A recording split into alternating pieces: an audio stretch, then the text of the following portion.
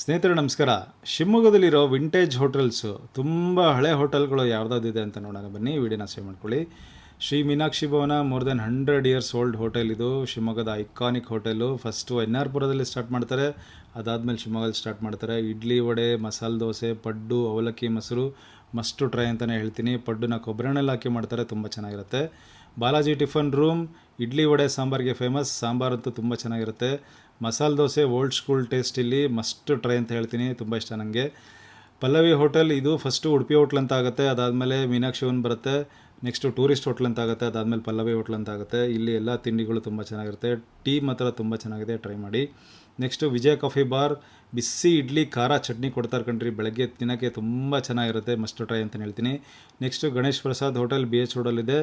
ಇಲ್ಲೂ ಮಸಾಲೆ ದೋಸೆ ಮತ್ತು ದೋಸೆಗಳೆಲ್ಲ ತುಂಬ ಫೇಮಸ್. ಇಲ್ಲಿ ಇಡ್ಲಿನೂ ತುಂಬ ಚೆನ್ನಾಗಿರುತ್ತೆ. Next hidden ಜೇಮ್ of Shivamogga Ganesh canteen ಅಂತ ರವೀಂದ್ರನಗರದಲ್ಲಿ ಯಾವಾಗ ನೋಡಿದ್ರು ಜನ ತುಂಬ್ಕೊಂಡಿರ್ತಾರೆ. ಇಲ್ಲಿ ಎಲ್ಲ ತಿಂಡಿಗಳು ತುಂಬ ಚೆನ್ನಾಗಿರುತ್ತೆ. ಇದೇ ಥರ ವಿಡಿಯೋ ನೋಡೋಕ್ಕೆ ಅರುಣ್ ಶಿವಮೊಗ್ಗನ ಫಾಲೋ ಮಾಡಿ. ಮತ್ತೆ ನೆಕ್ಸ್ಟ್ ವಿಡಿಯೋಲಿ ಸಿಗ್ತೀನಿ. ಬಾಯ್.